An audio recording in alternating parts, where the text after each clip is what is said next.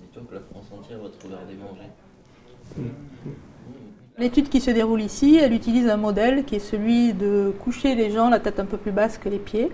Ça permet de simuler au sol les effets de la micro-pesanteur, c'est-à-dire que ça reproduit au sol les effets sur l'organisme humain que les astronautes ressentent quand ils sont dans l'espace. On hospitalise donc des gens pour étudier les différents systèmes physiologiques et voir ce qu'il se passe sur l'organisme quand on met les gens dans cette situation-là. Il faut savoir qu'on est rentré vraiment dans la phase exploratoire spatiale.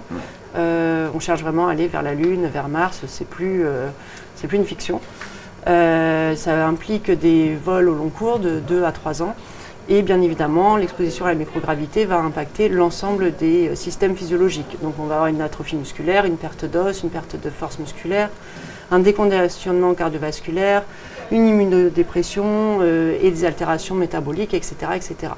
Et donc nous ici, ce qu'on essaie de faire, c'est 1, de comprendre quelles sont ces altérations, 2, pourquoi elles arrivent, et 3, on veut bien évidemment les prévenir.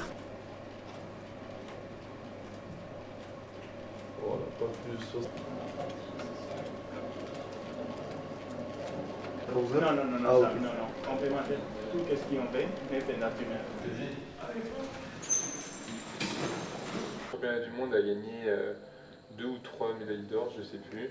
Et là, sur les épreuves US... On s'aperçoit que les journées sont relativement chargées entre les 4 repas de la journée, plus la séance de kiné, plus la prise des constantes le matin, et puis tous les examens qu'on fait pendant la journée.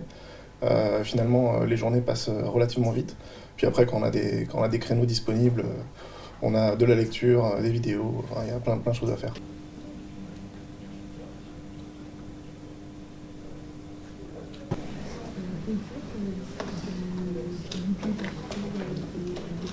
Et quand j'étais âgé, il dit, je l'ai caché, je suis sûr, même moi je l'aurais pas retrouvé.